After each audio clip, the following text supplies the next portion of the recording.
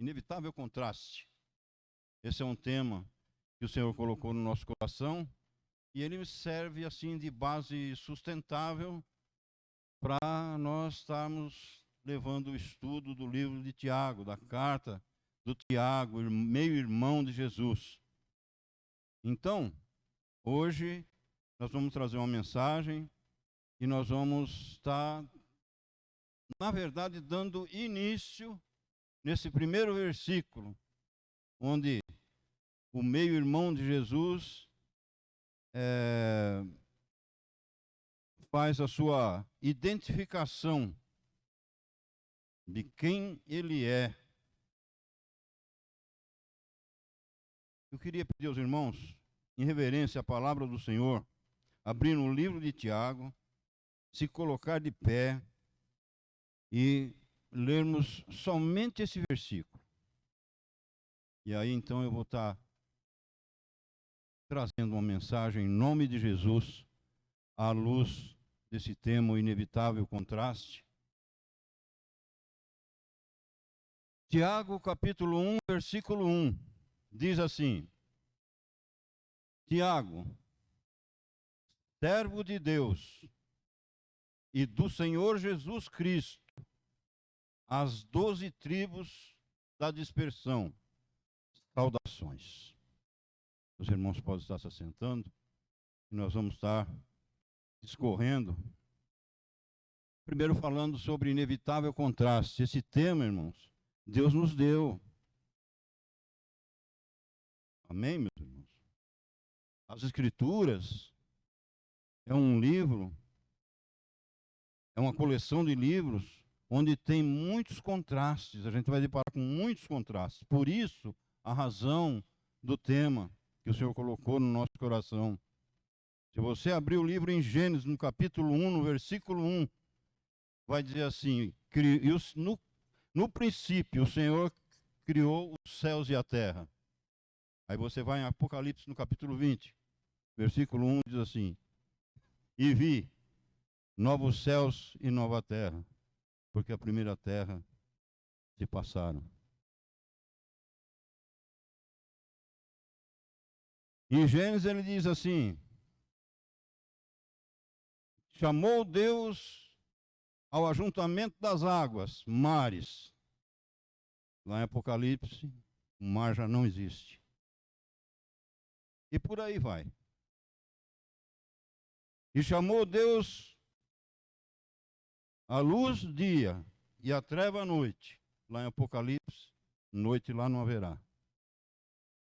Então, as Escrituras é um livro que a gente vai deparar com muitos contrastes sempre. Se você for prestar bastante atenção, você vai ver que as Escrituras, de Gênesis e Apocalipse, nós vamos deparar com inevitável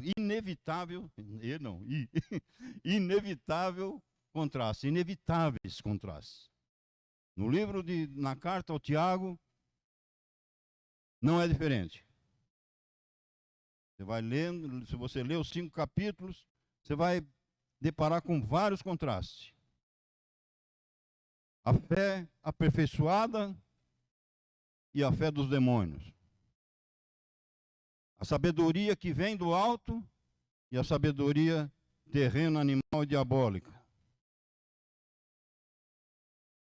Enfim, muitos contrastes. E eu quero iniciar a mensagem falando o título da mensagem. Não basta ser irmão, antes é preciso ser servo. Se você for olhar no versículo, você vai perceber isso. Tiago, servo de Deus e do Senhor Jesus Cristo, as 12 tribos da dispersão. Não basta ser irmão de Jesus, é preciso ser servo. E se eu e você somos conservo, então nós temos Jesus.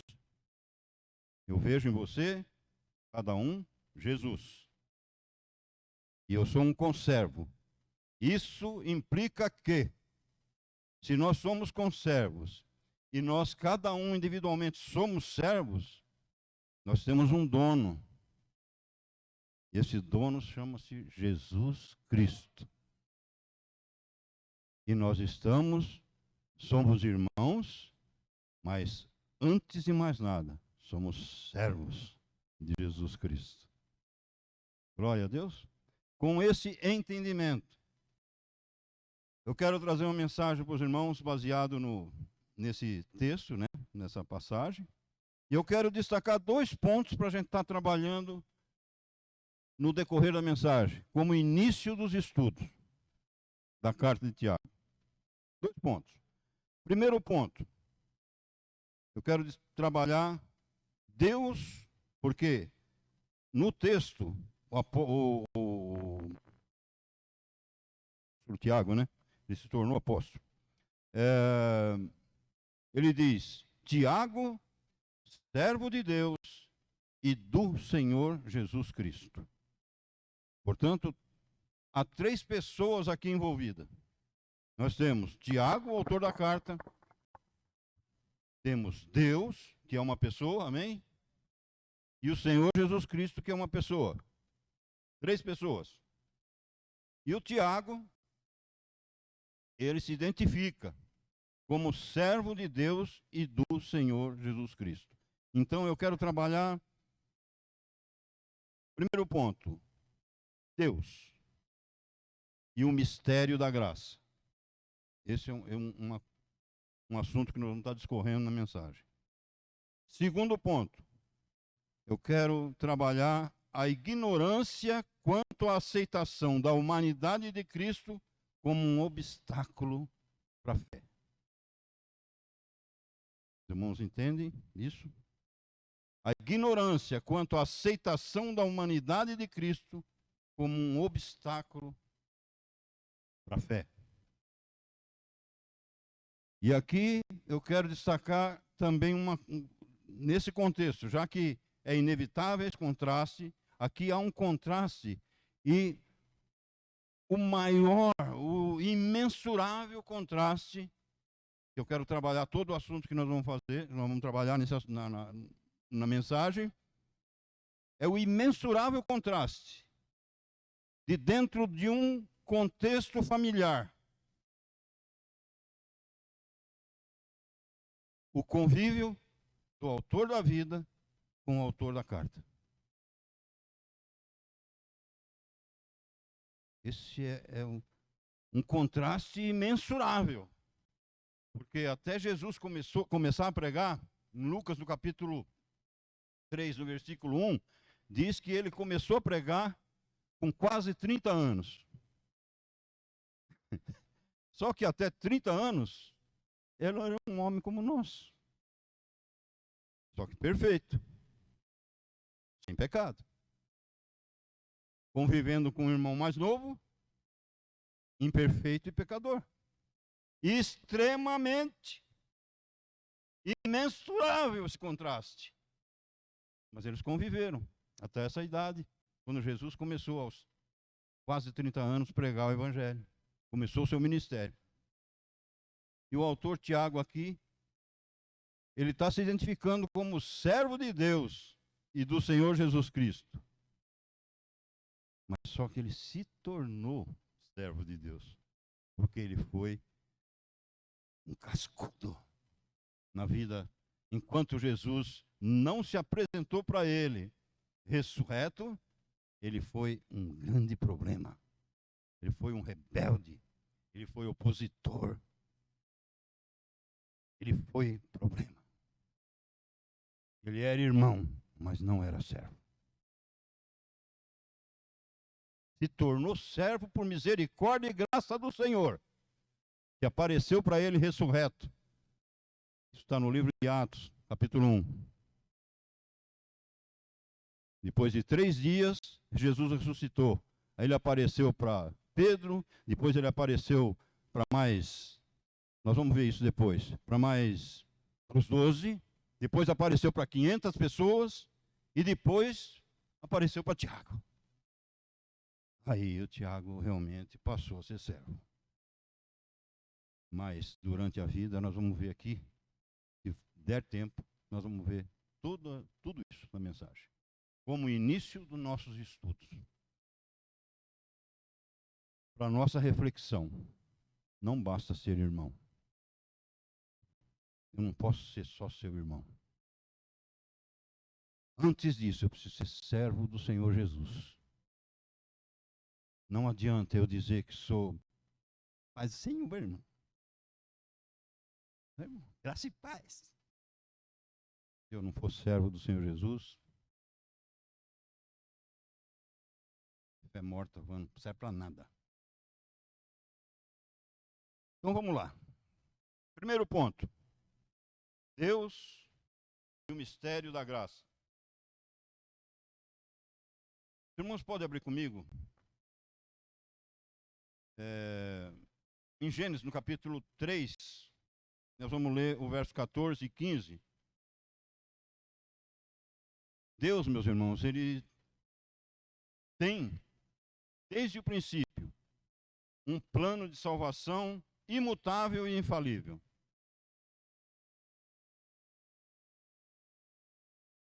Versículo 14. Os irmãos conhecem a passagem antes disso aqui. O homem pecou, Deus criou ele à imagem e semelhança de Deus, a imagem de Deus o criou, e o homem pecou. A mulher fez o que não devia ser feito, os irmãos conhecem a história. E aí no versículo 14 diz assim: Disse, pois, o Senhor Deus à serpente. Para quem que Deus está, com quem Deus está falando? Com a serpente. Por que fizeste isso? Enganou a mulher, certo? Maldita és entre todos os animais domésticos e entre todos os animais do campo. Sobre o teu ventre andarás e pó comerás todos os dias da tua vida. Versículo 15. E porei inimizade entre ti e a mulher, e entre a tua descendência. Descendência de quem? Entre a tua descendência. Tua. Descendência de maligno. Tua descendência. Entre a tua descendência e o seu descendente. Quem é o seu descendente? Descendente da mulher. Plano de Deus imediato para resolver o problema. Este quem? Esse descendente da mulher que viria. Que ele já preparou antes da fundação do mundo. O Cordeiro. Antes de fundar o mundo, ele já sabia que teria que fazer isso.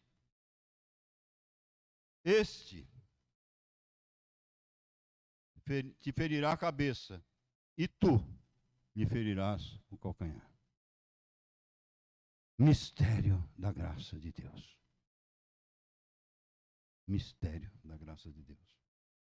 Agora, eu convido os irmãos para a gente estar lendo também em Isaías. O tempo passa. E o Senhor Deus levanta um profeta. 700 anos antes de Jesus nascer. Levanta um profeta que diz assim: Portanto, o mesmo Senhor vos dará um sinal. Qual seria o sinal? A virgem engravidará e dará à luz um filho, e será o seu nome Emanuel. Glória a Deus, meus irmãos. O projeto de Deus, o mistério da graça de Deus começou lá na criação, agora ele envia um profeta para dizer como vai ser o processo que ele falou lá em Gênesis. Ele envia um profeta para dizer, olha, a coisa vai funcionar desse jeito. O mesmo Senhor vos dará um sinal. A virgem engravidará e dará à luz um filho, e será o seu nome Emanuel.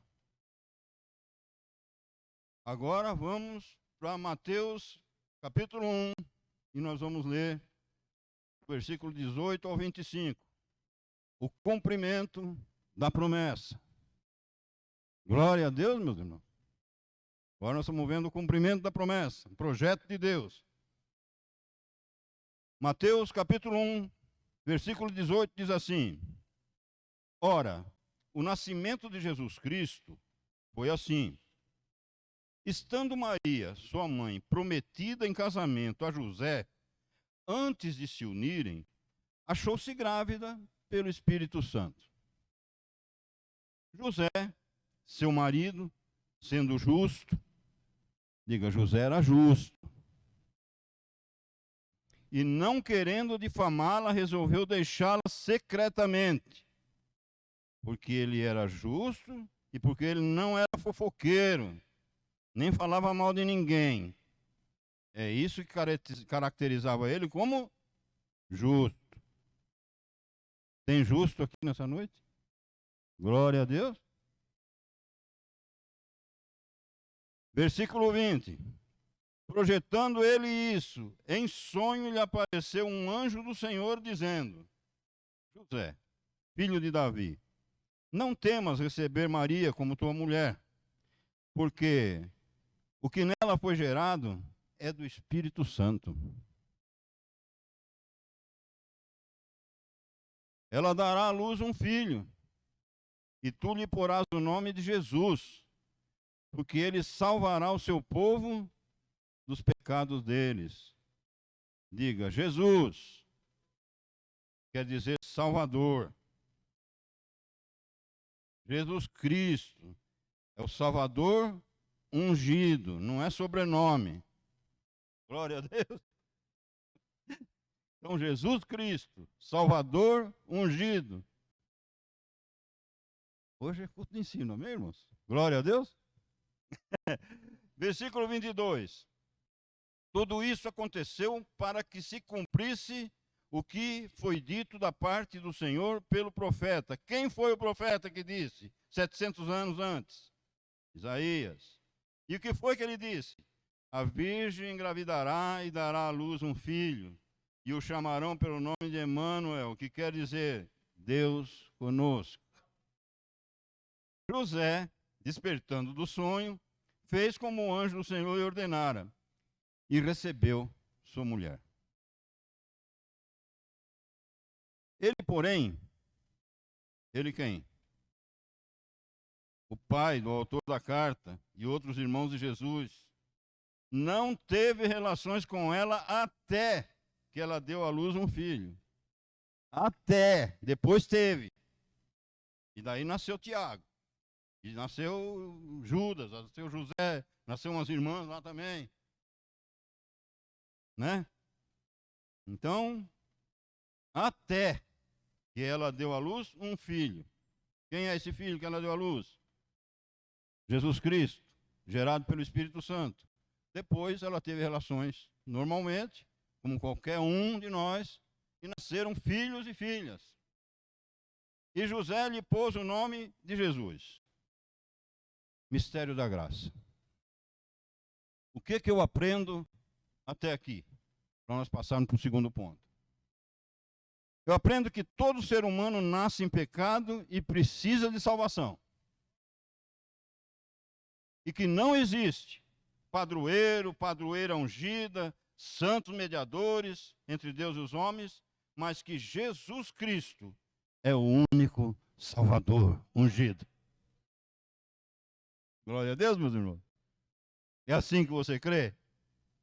Agora vamos ser servo? Agora sim, agora nós conhecemos o mistério.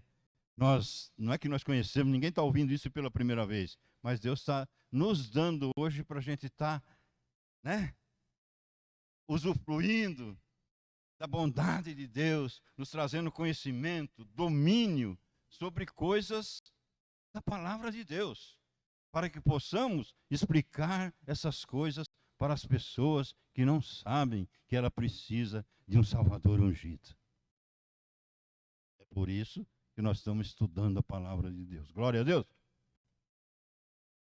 Segundo ponto. Segundo ponto que eu quero tratar agora com os irmãos é com relação à ignorância quanto à humanidade de Cristo torna-se um obstáculo para a fé. Aqui é que o bicho pega. Quem morreu naquela cruz? O homem Jesus ou Deus morreu também? E agora?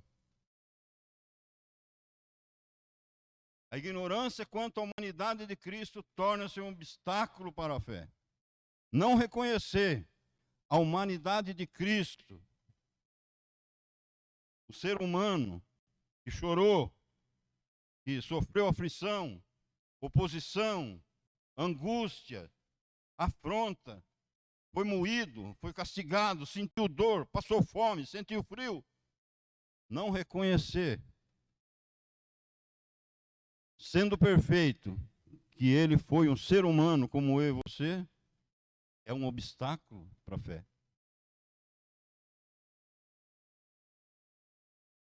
O seu irmão Tiago conviveu com ele a vida toda e nunca conseguiu compreender isso. Só foi compreender quando Jesus ressuscitou. Para Tiago, Jesus não passava de um homem comum como ele. E isso foi um problema. Ele não conseguia ver o homem perfeito, o ser humano perfeito, sem pecado. Cordeiro preparado para tomar o meu e o teu lugar. Para ele era um homem igual a ele. A humanidade de Cristo para ele foi um problema na vida dele. Se Jesus não tivesse misericórdia, nenhum deles teriam sido salvos. E sabe por quê, irmãos? Por causa da religiosidade. A religião é um problema. Nós precisamos tomar muito cuidado com a religiosidade que o diabo, o Deus desse século, procura cegar o entendimento para que não resplandeça a luz do Evangelho e a gente se torne um religioso. Quando nos tornamos um religioso, para ele, pronto, acabou. Para ele é uma beleza, é uma maravilha. É o território dele. Porque começa a surgir dúvida, e como sem fé é impossível agradar a Deus, com dúvida vai agradar o Satanás. Por quê? Em Deuteronômio, capítulo 6, versículo 4, essa dispersão a quem o Tiago está mandando, às 12 tribos, eram judeus que tinham sido dispersos em Jerusalém, tinham sido expulsos. Eles entravam nas casas, o apóstolo Paulo entrava nas casas assolando todo mundo e tomando a casa e pondo eles para a rua sem eira nem beira, e eles foram dispersos. E outros já tinham sido dispersos antes, quando foram escravos na Babilônia, também estavam por lá, por outros lugares no mundo. E o evangelho já estava chegando para eles.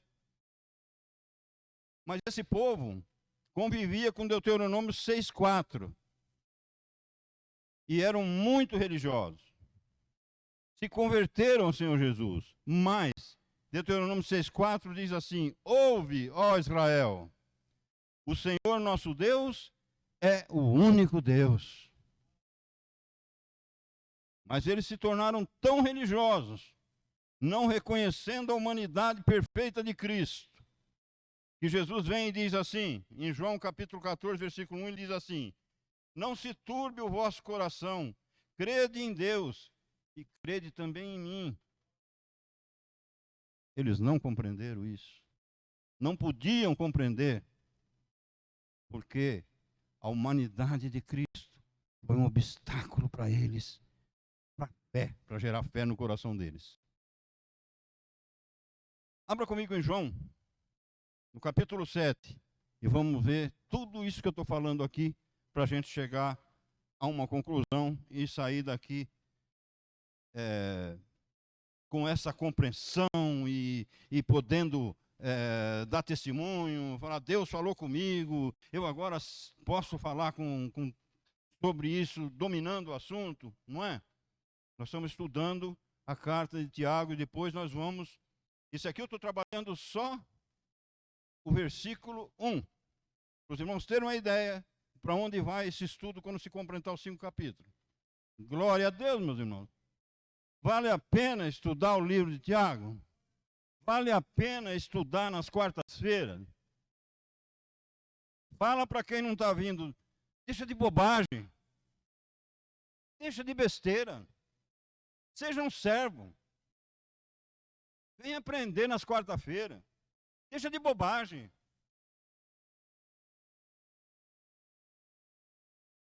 Amém, meus irmãos? Glória a Deus. João capítulo 7 diz assim: depois disso, andava Jesus pela Galiléia e já não queria percorrer a Judéia. Jesus faz o que? O que Jesus está falando? Depois disso, então tem um contexto aí para trás, mas não vamos levar em consideração isso aí, porque o assunto é esse aqui. Depois disso, andava Jesus pela Galiléia e já não queria percorrer a Judéia. Jesus faz o que quer. Ninguém determina o que ele deve ou não ser feito. O que deve ou não ser feito. Glória a Deus. Esse papo de determinar, porque eu determino e tal, não está cheirando bem, não está legal. Não está muito legal isso não. Porque depois disso andava Jesus pela Galiléia e já não queria percorrer a Judéia. Porque os judeus queriam matá-lo.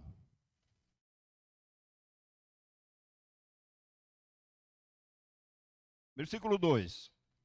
Ao se aproximar, porém, a festa dos judeus, meus irmãos, agora nós vamos conhecer um pouquinho da família, dessa bênção que era o nosso irmão Tiago. Antes de Jesus ressuscitar, nós vamos conhecer ele agora, amém? Versículo 2. Ao se aproximar, porém, a festa dos judeus, chamada de festa dos tabernáculos, os irmãos de Jesus lhe disseram, como sempre, né, irmão? Como sempre, o irmão que não é servo é rebelde, né? O irmão que não é servo, ele era irmão de Jesus, mas é rebelde. Rebelde.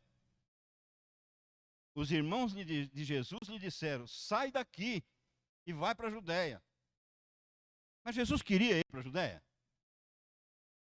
O versículo 1 não diz que não queria ir?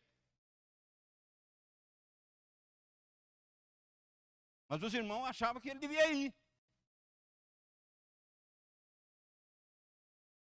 Quando não é servo, é rebelde. Questiona. Eu acho que tem que ser feito assim, você vai fazer assim. Não, não é não. Não é assim que funciona. Não é assim que funciona. Porque Jesus tinha um propósito. Ele ia fazer como o Pai mandava ele fazer. Ninguém se metia no ministério dele. Ninguém dizia para ele o que ele devia ou não fazer. Glória a Deus, meus irmãos. Sai daqui e vai para a Judéia. Agora, por que eles eram rebeldes? Olha a bênção que eles eram. Qual o propósito? Por que eles queriam que Jesus fosse para a Judéia? Qual o propósito que passava no coração de um rebelde? Qual o propósito quando não é servo? Ele quer fama. Ele quer ostentação. Eu só prego no domingo. Se não for no domingo, não precisa nem me chamar, viu? Eu não. Eu só prego se na tua igreja tiver pelo menos 50 membros. Se tiver 4 ou 5, eu lá não vou. Porque o que eu quero é ser um rebelde. Eu quero fazer as coisas de acordo com a minha cabeça. E eu quero ostentação. Eu quero fama. Para que os seus discípulos vejam os milagres que fazes. Nós já estamos acostumados a ver os sinais e milagres que tu faz. E isso para nós é tudo balela. Mas já que para os teus discípulos isso é importante, rebelde, né? Rebelde não é servo. Mas se for para servir, então tem que ser para se aparecer. É assim que funciona o rebelde. Enquanto ele não é servo, ele é só irmão. Mas servo, ninguém, versículo 4, ninguém que procure ser conhecido em público. Quem disse que Jesus queria ser conhecido em público? Era eles que tinham isso no coração. Ninguém que procure ser conhecido em público faz coisa alguma em oculto. Já que fazes essas coisas, manifesta-te ao mundo. Agora veja o versículo 5. Aos obstáculos para a fé. Está vendo aí quais são os obstáculos para a fé? É isso, meus irmãos. É isso. Pois até os seus irmãos não criam nele. Glória a Deus, meus irmãos. Eu vou caminhar para o final, meu irmão, porque tem muita coisa que a gente podia tratar mais aqui. Mas o tempo não permite. Mas eu estou só querendo fazer lembrar os irmãos, mais uma vez, você que não está vindo, porque acha que já sabe tudo, pensa melhor, deixa de bobagem. Porque Jesus sempre tem algo novo para nossas vidas. Jesus sempre tem um ensinamento através da palavra que pode falar ao teu coração, porque ele está falando no seu coração aí, eu tenho certeza que está. Eu tenho certeza disso. Falou no meu. Eu preciso melhorar. Eu preciso me tornar cada vez mais um servo. Será que ele só fala comigo? Não basta ser irmão. Antes é preciso ser servo. Agora encerrando. Porque se a história terminasse aqui, o bom de Jesus é que ele é o Salvador ungido. Ele conhece as nossas fraquezas. Ele sabe que nós não valemos nada.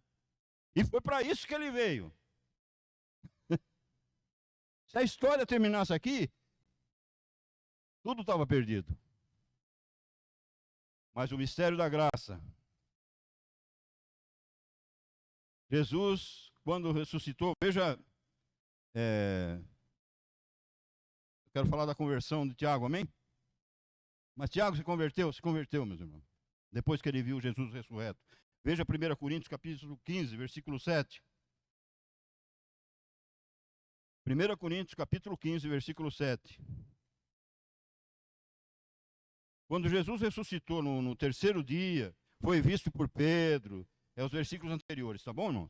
Depois pelos 12 apóstolos, depois por 500 pessoas. Olha o versículo 7 que diz: depois foi visto por Tiago, e depois por todos os apóstolos. Ele se converteu, não? Vamos ver se ele se converteu mesmo? Ele foi visto. Quando Deus se revela, como ele está se revelando a muitos nessa noite, se revelou a mim, ele muda o nosso coração. A gente se arrepende. A gente muda. Isso aconteceu com o Tiago. Você quer ver onde ele está? Abre em Atos 1.